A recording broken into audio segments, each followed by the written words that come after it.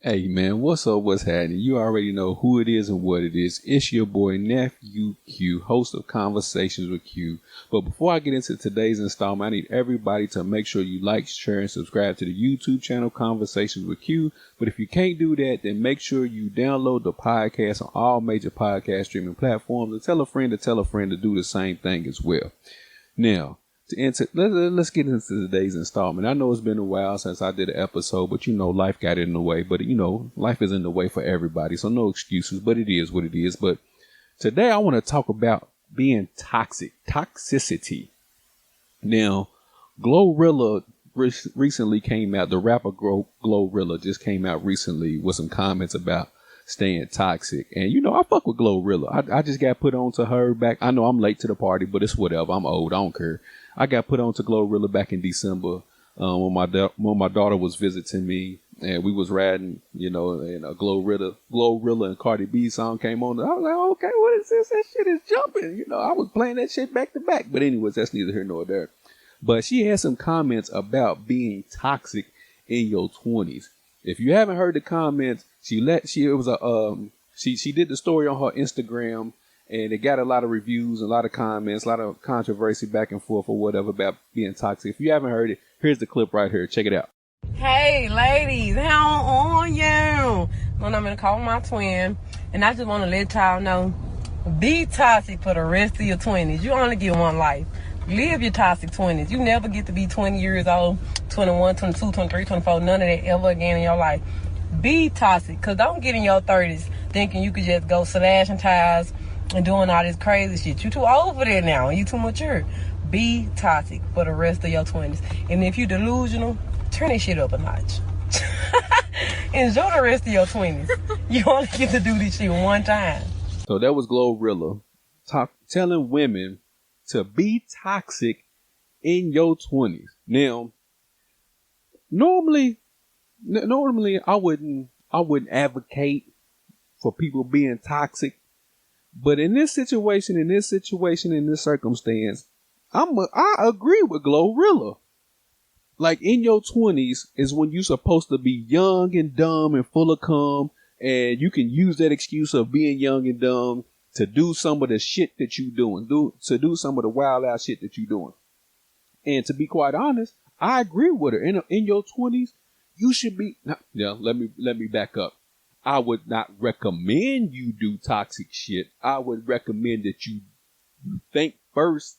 What's the old saying go? You're supposed to measure twice and cut once, and to cut once and measure twice, meaning that you're supposed to think before you act. Now, in a perfect world, yeah, but you in your 20s, you ain't got enough life experience to tell you how you should be thinking in certain situations. And based on how you are in your 20s, that gives you the life experience in your 30s to think and do better for the rest of your life. Now, again, that's why I believe that you should do that toxic shit, not purposely, but when the situation calls for it, and you want to do some toxic shit, then do that toxic shit. It's your 20s. You're supposed to be living your best life in your 20s. In your 30s is when life is supposed to slow down for you. You know what I'm saying? Unless you are one of the rare breeds out here who get in a relationship and in your 20s, your early 20s, and the shit, goes right, and you meet the love of your life in your 20s, then do the right thing. Don't add no toxic shit to that situation, because then you just an idiot giving up a good woman or a good man. But if you in a toxic situation, and toxic environment, then you just doing what you know, and get that shit out of your system, because like I just said a couple of minutes ago, the toxic shit you go through in your 20s help prepares you for your 30s and 40s and 50s, or it should, because now you're a lot smarter because of all the dumb shit you've done in your 20s. And like GloRilla said, you should not be slashing tires in your 30s. That's 20-year-old behavior, because you're young and immature, and you're just reacting off of emotion.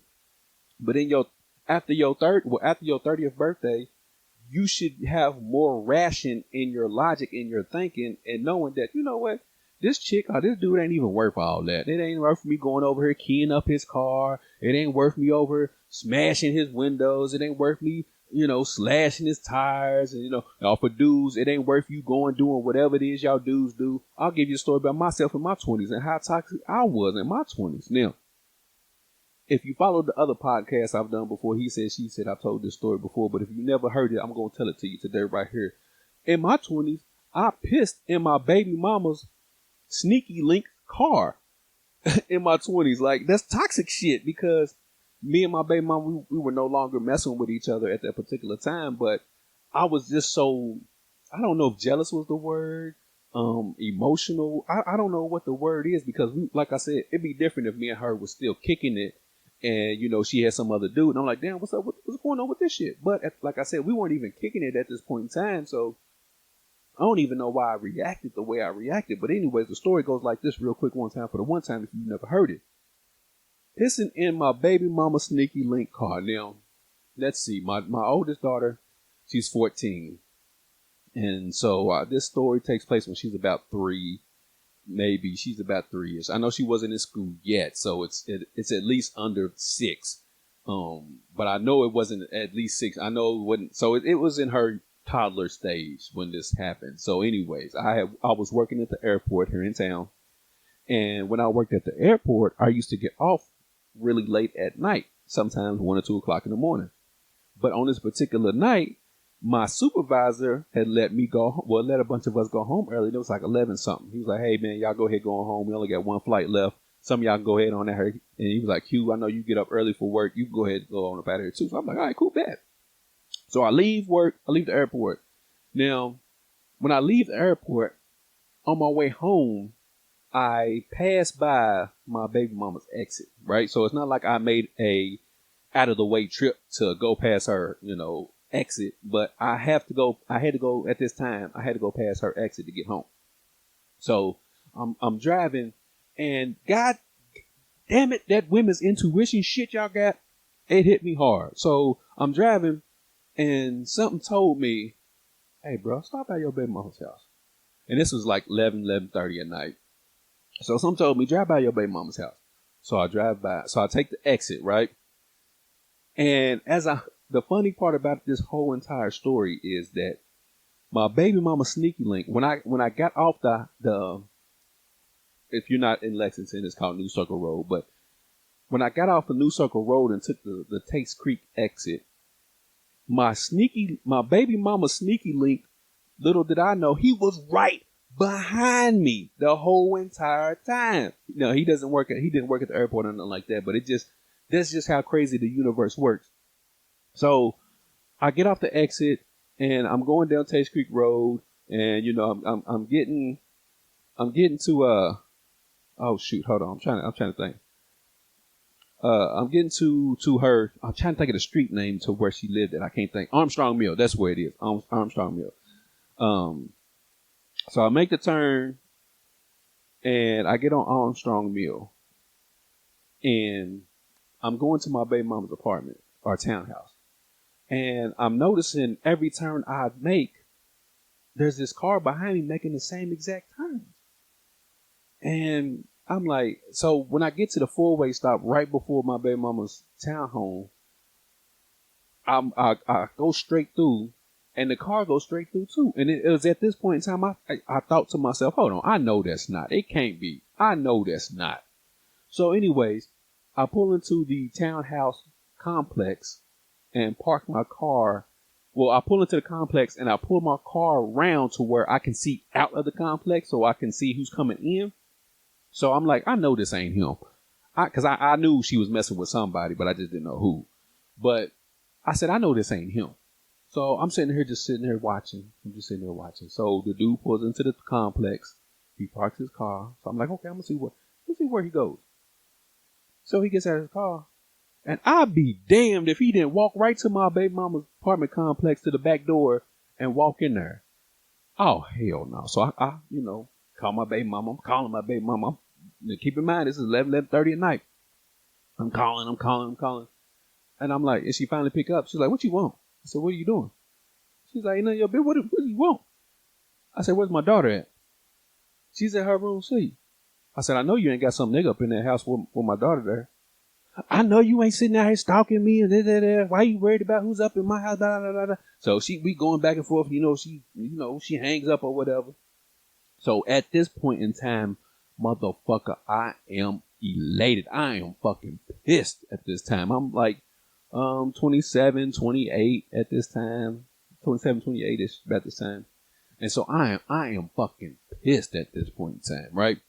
So I pull my car and I park it like 2 spaces down from where he parked.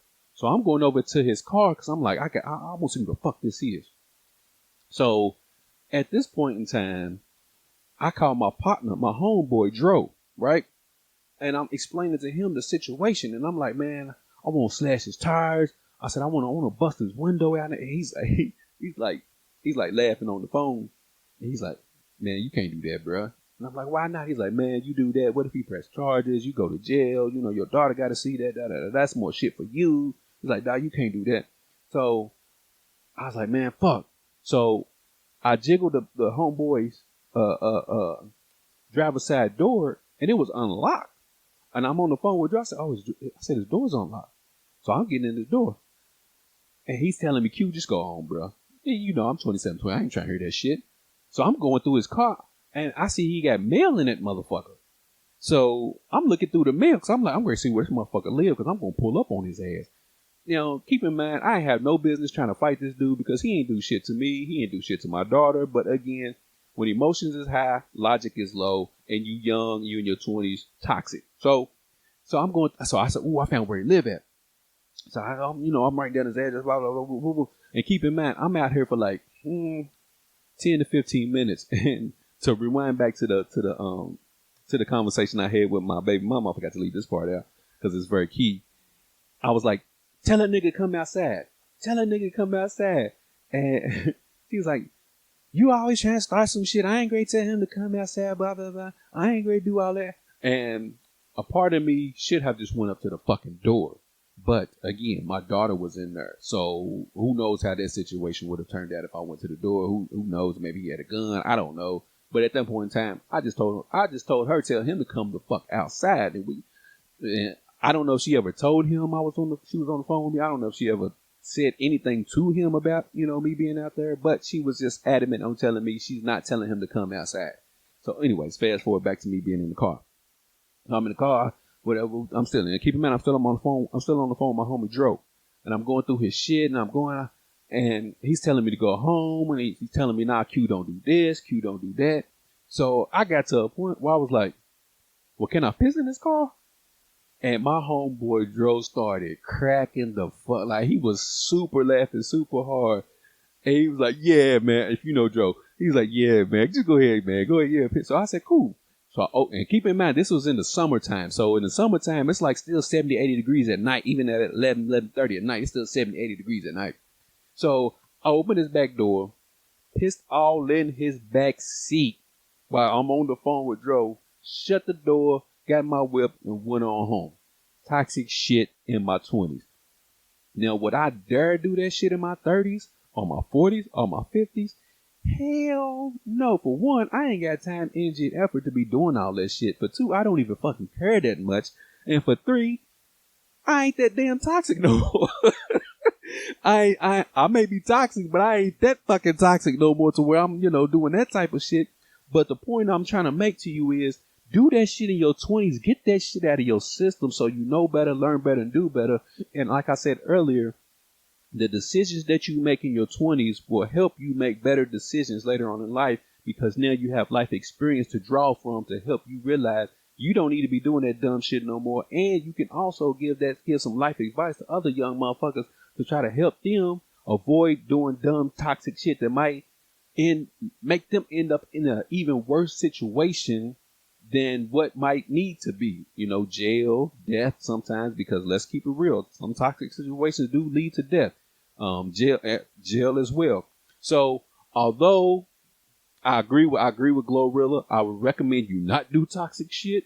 But if you're going to do toxic shit, get that shit out of the way. Get that shit out of your system. I agree with her 100%, man. Be toxic in your 20s. Live your best life in your 20s. Be young, dumb. Use that excuse for you in your 20s. So therefore, the rest of your life, you get that shit out of your system, and you ain't got to worry about doing some high toxic ass shit in your 30s that you got to be looking back from, because ain't nothing worse than you doing some toxic shit in your 30s and 40s, and somebody's looking at your 38-year-old ass and be like, why the fuck are you doing that? Why do you do that dumb ass shit?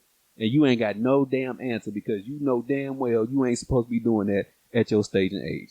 But anyway, I've already taken up too much of your time. Like I said, make sure y'all subscribe to the podcast on all major podcast streaming platforms. Subscribe to the YouTube channel Conversations with Q. And as always, before I get up out of here, I want you to treat somebody how you want somebody to treat your mom. Oh, yeah, one last thing. I'm sorry.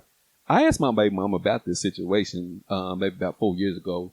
I said, hey, man, did that dude at Sneaky Link that you was messing with, did he ever say anything to you about his car smelling like piss? I explained to her what I did, and she was like, And I said, did he ever say anything to you about his car? She was like, nah, he never said anything to me. So, oh, well, water under the bridge. At one point in time, I was still looking for that motherfucker for years, but eventually I let that shit go. But anyways, like I said, I'm already getting up out of here. I've already taken up too much of your time. As always, treat somebody how you want somebody to treat your mama. And I'm up at this thing, y'all. Peace.